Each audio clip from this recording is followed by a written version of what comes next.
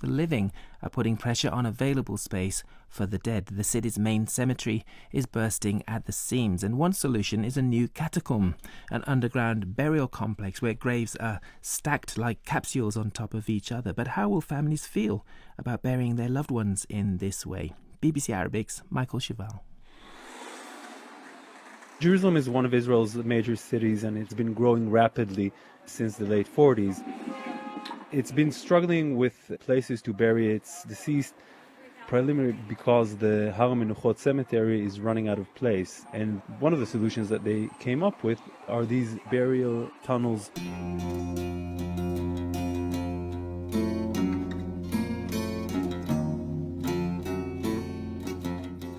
So Har HaMenuchot is a mountain at the entrance to Jerusalem. And as you drive into Jerusalem, you would see the mountain and its graves. Up until now, the expansion of the cemetery came at the expense of the forest at the entrance to Jerusalem.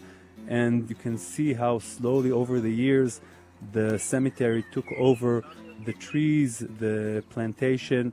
And one of the things that the managers of the cemetery told us was by bringing the graves underground, they were actually making room for the living above ground.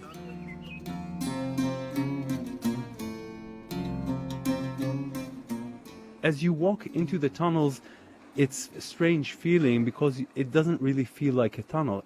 So you're walking into a doorway, slowly declining in elevation, and then you realize that on the sides of the walls there are also graves. The place itself is very inviting, different than what I initially expected. I remember visiting the Catacombs of Paris a few years ago. You walk down steep stairs in order to visit the graves. It's nothing like that in Jerusalem. It feels very modern, very pleasant, almost like an underground railway system. The beautiful Jerusalem stone that was used to build the graves on the walls has a bit of a romantic Jerusalem atmosphere. The place was lit very well, the air was very pleasant, and the lighting is very soft. They had an opening ceremony when we came to visit, strangely similar to a cocktail party. There were waiters walking around with champagne glasses, coffee, barista working away. There are a few types of graves. There are ones on the ground, and it really depends on which Jewish congregation you come from. Some accept only ground burial, and some are happy to be buried in what resemble Japanese sleeping capsules on the walls. So the person would be put on a bed and then pushed into the wall, very much like in a morgue or a Japanese sleeping capsule. The company showed us exactly how it would work. A worker of the company took a bed, placed it into the wall. Obviously, they couldn't seal it as they would in the future, but it gave us an idea of what the process would look like.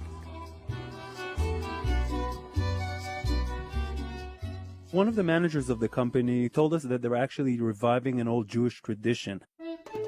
There are very famous UNESCO heritage site near Haifa where Jewish burial tunnels were built back in the 2nd and 3rd centuries and were used by Jewish believers.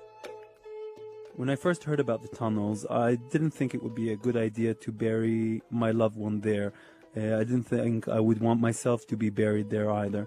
But after visiting, I have to say that when I think about my family members or friends coming to visit, after I pass away, I want them to feel comfortable. I want them to be in a pleasant environment.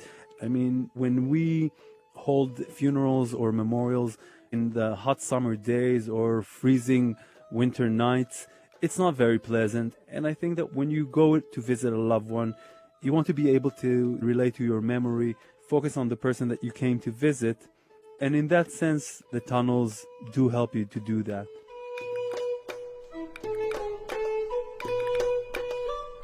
A very different story there from Michael Cheval of BBC Arabic. Thank you, Michael. You've been listening